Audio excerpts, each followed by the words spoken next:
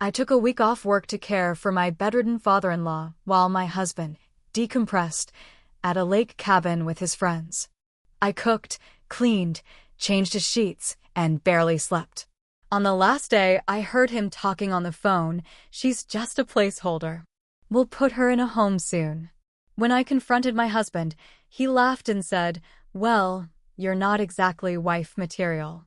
Then he handed me divorce papers signed by his mother.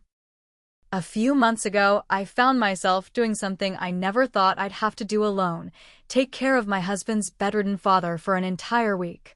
It wasn't supposed to be like that. When we first talked about it, my husband, Mark, promised he'd be there with me. He said we'd take turns, work as a team, be there for his father as a family. But things changed. The night before we were supposed to start, Mark told me he needed a mental break. His words, not mine. He said it had been a rough year for him, too much stress, too much pressure, and he wanted a weekend getaway with his friends. Just a few days at a lake cabin up in Michigan, about 2 hours from where we live in Indiana. At first, I didn't even know what to say. His father was already home from the hospital, already needing around-the-clock care.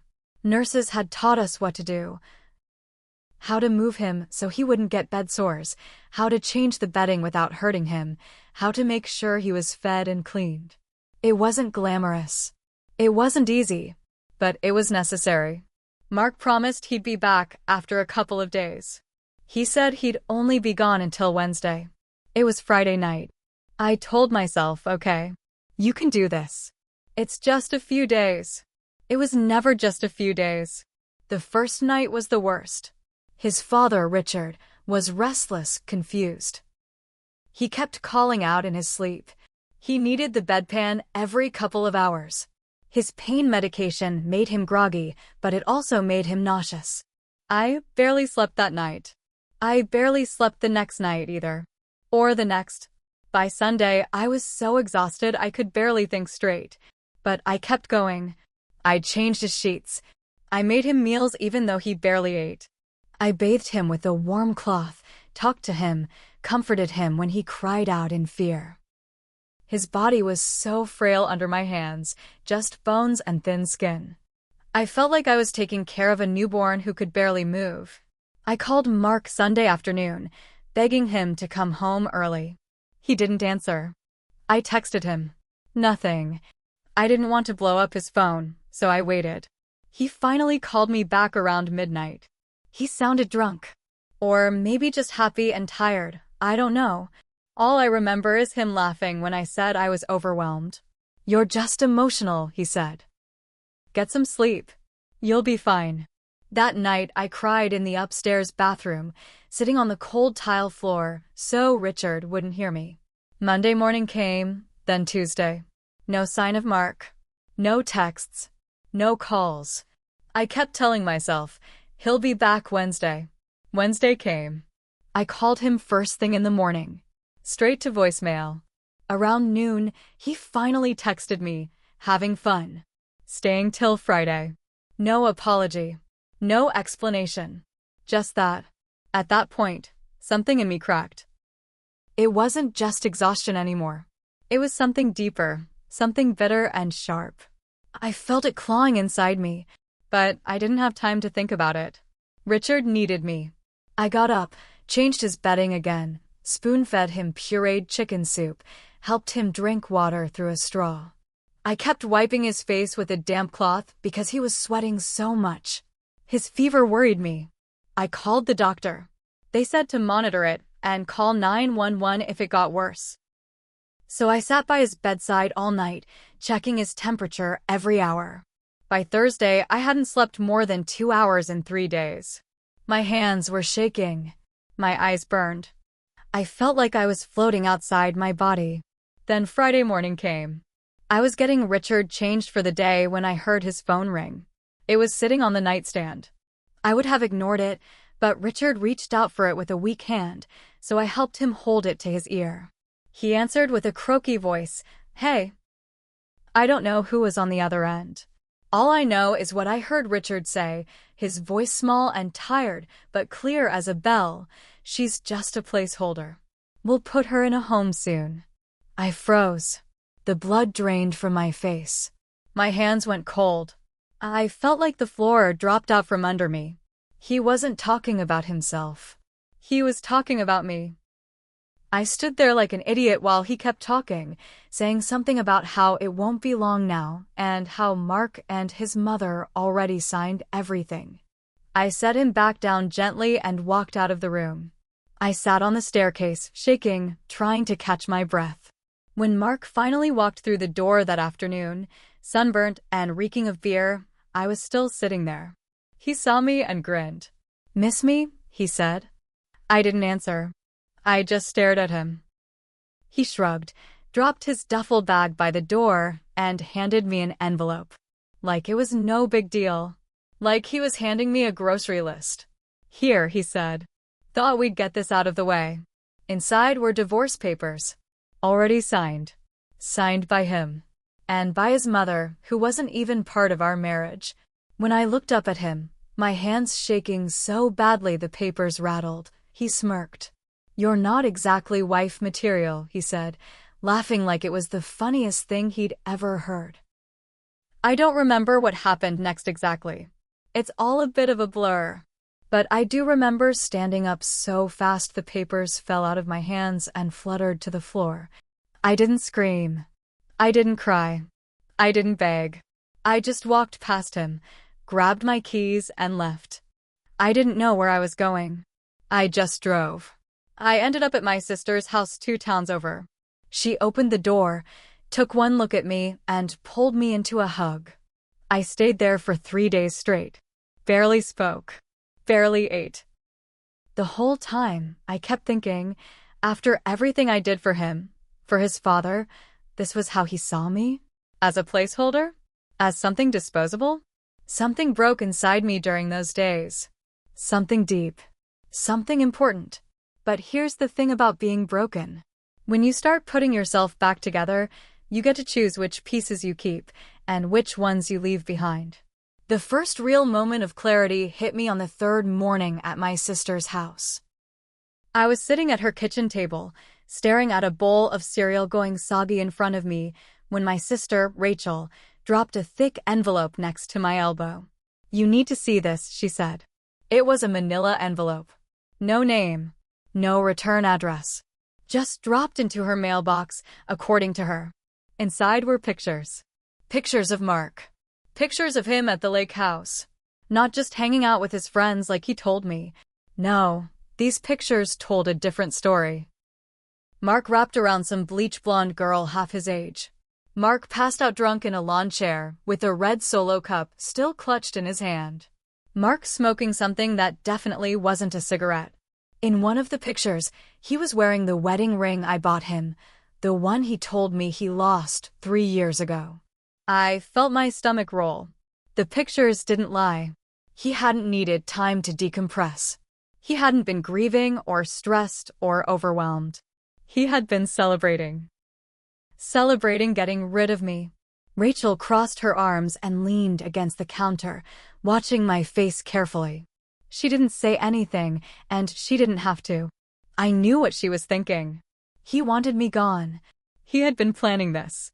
I found myself laughing not because it was funny, but because the sound was the only thing keeping me from screaming. That afternoon, while Rachel went to pick up her kids from school, I sat down at her computer and started digging. It didn't take long.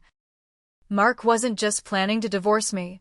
He and his mother were trying to legally shove me out of any claims to his father's estate. They wanted everything, the house, the vehicles, the money tucked away in the retirement accounts. They were using Richard's poor health as an excuse to accelerate certain transfers of property. And they were doing it fast. If I didn't do something, I'd be out on the street with nothing to show for 8 years of marriage. I could almost hear Mark's voice in my head, laughing, calling me not wife material. I leaned back in the chair, staring at the wall. For the first time in days, my mind felt crystal clear. Fine, I thought. If they wanted a war, they were going to get one. The first thing I did was call a lawyer. Not just any lawyer, a woman named Marlene, who specialized in divorce and elder law. She had a reputation for being ruthless, and within 10 minutes of meeting her, I understood why. "Sweetheart," she said, flipping through the papers I brought her, "they think you're stupid." She looked up at me over her glasses.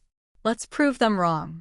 I gave her everything: the divorce papers, the photos from the cabin, the text messages, the medical records, the financial papers I managed to copy before I left the house. Every dirty piece of laundry I had. Marlene's eyes lit up like Christmas lights. "This," she said, "is going to be fun." The next day, Mark texted me for the first time since handing me the papers. "Need you to come get your stuff. Mom's moving in next week." No, how are you? No apology, no nothing. It was like I was just some squatter he was finally kicking out. I didn't respond. Instead, under Marlene's advice, I sent someone else, a professional mover, hired through a company that specialized in documenting everything they packed. They took pictures of every item, logged it carefully, and had a witness on site the entire time. Mark didn't like that. He called me 12 times in one day, leaving angry voicemails about how could I send strangers into his house, how I was making things difficult, how I owed him respect. I didn't answer, because meanwhile, Marlene had filed an emergency injunction. Mark wasn't allowed to sell, move, or alter any assets until the divorce was finalized. That included the house, the cars, the bank accounts. He was trapped. And he didn't even know the worst part yet. You see, Marlene also discovered something interesting. Richard, the man I had cared for, fed, bathed, and comforted, had a will. A very old will, signed years ago when he was still of sound mind. And in that will, he named me, not Mark, not his manipulative mother, as the legal medical proxy and partial heir. Turns out Richard liked to talk tough on the phone, but when it came down to the paperwork, he trusted the person who actually showed up for him when it mattered. Me. When Mark found out, he lost it. He showed up at Rachel's house, banging on the door like a madman. Rachel's husband, a retired cop, answered the door with his old service revolver holstered at his hip. Mark backed off pretty quick after that. But the damage was done. Everyone in our small town heard about it within 24 hours. Mark, the golden boy, was suddenly Mark, the guy who tried to screw over his sick father and backstab his own wife. His mother? She didn't fare much better. Once word got around about the estate battle, old friends and distant relatives started crawling out of the woodwork, asking uncomfortable questions about where all the money went and how come the hospital bills weren't paid and why was Richard's house being sold behind his back. They tried to blame me. They really, really tried. But by then, it was too late. Marlene was 3 steps ahead. She filed motions, leaked just the right information at just the right times, and basically strangled their whole scheme in court. Every day brought a new twist. One day, it was a bank freezing an account. The next, it was a court order for Mark to produce financial records he thought he had hidden. Then it was a social worker showing up for an unannounced welfare check on Richard. Mark's world started crumbling. And I didn't even have to lift a finger. I just watched. Watched and waited. But deep down, I knew it wasn't enough. Not yet. Because even after everything, even after exposing him, even after throwing his life into chaos, there was still that bitter taste in my mouth. Placeholder. That's what he called me. Just a placeholder. I wanted him to feel it.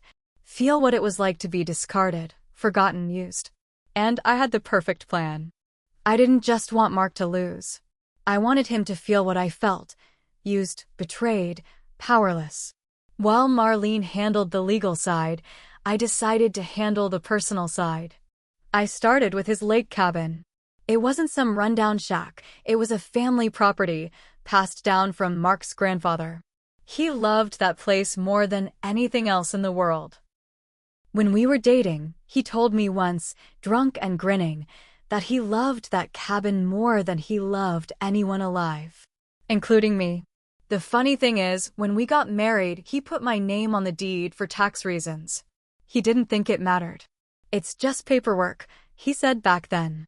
He forgot all about that little detail. So, while Mark scrambled to figure out why the bank accounts were frozen and why he was getting subpoenaed left and right, I put the cabin up for sale. Not quietly. Not discreetly. No, I listed it everywhere. Zillow, Facebook Marketplace, Craigslist. A huge for sale sign right at the entrance off the main road. I priced it cheap, way below market value. Within 24 hours, I had 3 serious offers. Mark found out the way everyone else did. A coworker texted him a link to the listing. The messages started immediately. Calls, texts, voicemails. He was losing his mind. But legally, he couldn't stop me, not without negotiating, not without my agreement. And I wasn't exactly in a let's negotiate mood. While he panicked about the cabin, things back at the main house got worse. Richard's health took a sudden turn. The doctors said it was only a matter of weeks now. His body was giving out. Mark, suddenly realizing he looked bad, really bad, started showing up at the hospital, trying to play the devoted son. He brought balloons, sat awkwardly at Richard's bedside, posted fake sad photos on Facebook with captions like "Family First" and "Cherish your loved ones." But Richard wasn't fooled. One night, when it was just me and Richard alone, he grabbed my hand, his fingers cold and thin as paper. "I know what he did," he whispered. "I'm sorry. I didn't want you to get hurt."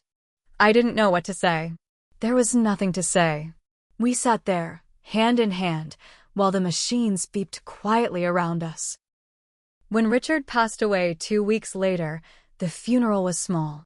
Mark showed up in a new suit, bringing the same blonde girl from the lake, now wearing a diamond ring on her finger. They weren't even trying to hide it anymore. People noticed. Oh, they noticed. Old family friends turned away. Former neighbors muttered under their breath. Mark kept his chin up, pretending he didn't hear, pretending he didn't care. But he cared, and it was about to get worse. You see, Richard's will was ironclad. Marlene made sure of that. When it was read aloud in the lawyer's office, Mark was already smirking, like he thought he knew exactly what was coming. He didn't. Richard left the house to me. Not to Mark. Not to his scheming mother. To me. The house. The car. The last of his savings. Everything. The look on Mark's face when he realized it was all legally mine was something I'll remember until the day I die. Like he'd been slapped across the face in public. He opened his mouth, about to argue, but Marlene shut him down so fast he looked like a fish gasping for air. "You agreed to this," she said, slapping down the signed paperwork. "You didn't even read what you were signing, did you?" Turns out, months ago, when Mark was pushing all those documents at Richard, trying to rush him into giving up control, he'd accidentally signed a secondary directive Richard's lawyer had slipped into the stack, restoring full control to me. All legal. All final. Mark tried to appeal. He failed. He tried to claim undue influence. He failed. He tried to drag it out in court. He failed. Everywhere he turned, there was another door slamming in his face. And while he spiraled, while he burned through what little cash he had left trying to fight me, I stayed quiet. I let him dig his own grave. But there was one last thing I needed to do. One last thing to make sure he never, ever forgot what he lost. The lake cabin. I finalized the sale 2 days after the funeral. The new owners were a sweet young couple from Chicago. They planned to tear it down and build something new. Mark showed up at the cabin the day after they took possession, still thinking it was his. He tried to break in. The police were called. The mugshot made the local paper. There he was, Mark in handcuffs, looking stunned and broken and dirty, under a headline about "Local Man Arrested for Trespassing." I printed that newspaper clipping and framed it. Hung it right by the front door of the house I inherited from his father. Every time I walk past it, I smile. But even now, even with everything I gained and everything he lost, there's still a part of me that lies awake at night, staring at the ceiling, thinking, How many years did I waste on a man who saw me as nothing more than a placeholder? How many times did I swallow my pride, clean up his messes, stand by his side, while he plotted to throw me away like garbage?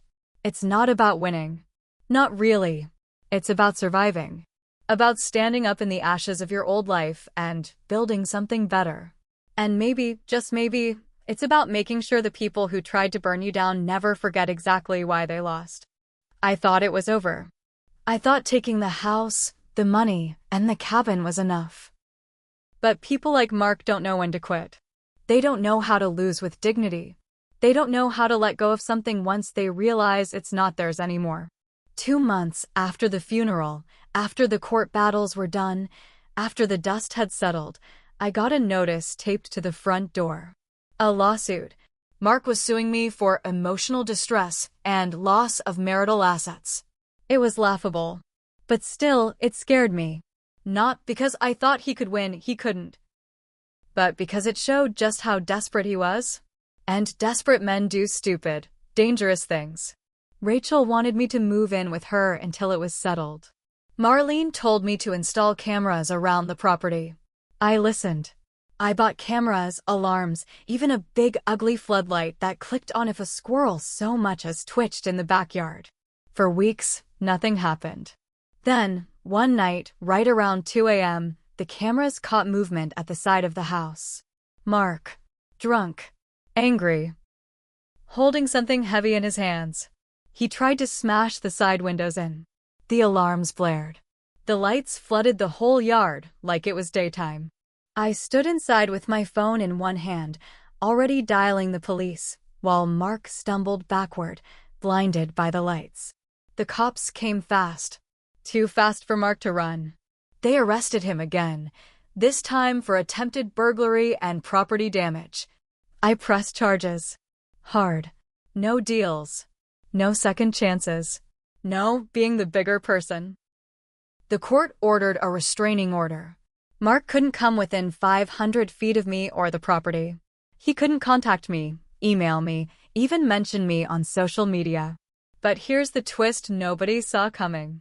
Mark's mother, the one who had signed the divorce papers, the one who had helped him plot against me, turned on him.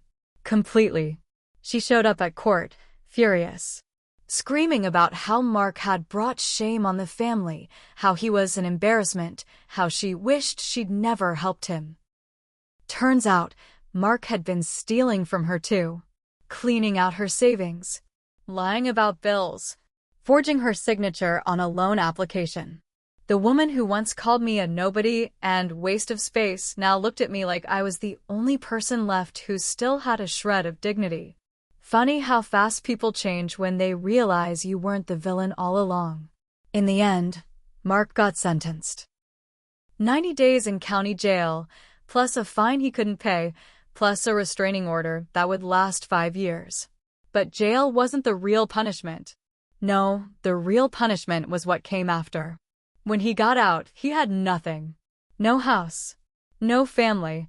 No friends. No money. No cabin. No job. He'd been fired after the second arrest. He lived in a 1-bedroom dump on the edge of town, working night shifts at a gas station, chain-smoking out back between customers, looking like a ghost of the man he used to be. Sometimes, when I drive past that gas station, I see him.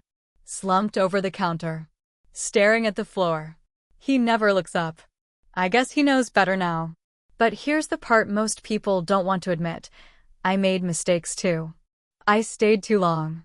I gave too much. I ignored too many red flags because I thought loyalty mattered more than self-respect. I wore myself down trying to be everything he needed, while he planned how to throw me away. I wasted years trying to build a future with a man who saw me as disposable. That's on me. I can't change the past. I can't undo the nights I cried myself to sleep thinking it was somehow my fault. I can't erase the times I said sorry when I wasn't the one who should have apologized. But I can do this. I can remember. I can live better. I can walk through the front door of the house he tried to steal from me, hang up my coat, and sit down in a living room filled with peace instead of shouting. I can stand in a kitchen where nobody yells at me for cooking the wrong dinner. I can sleep in a bed that nobody ever left cold and empty. And when people ask me if I miss him, if I regret how it ended, I smile. Not a fake smile. A real one. Because I survived him. Because I won. And because now, every time he flips burgers at a gas station grill for minimum wage, he knows deep down, where it burns the worst, that he lost the only person who ever gave a damn about him. And he did it to himself. The final revenge isn't screaming or fighting. The final revenge is living better. It's living free. And that's exactly what I'm doing.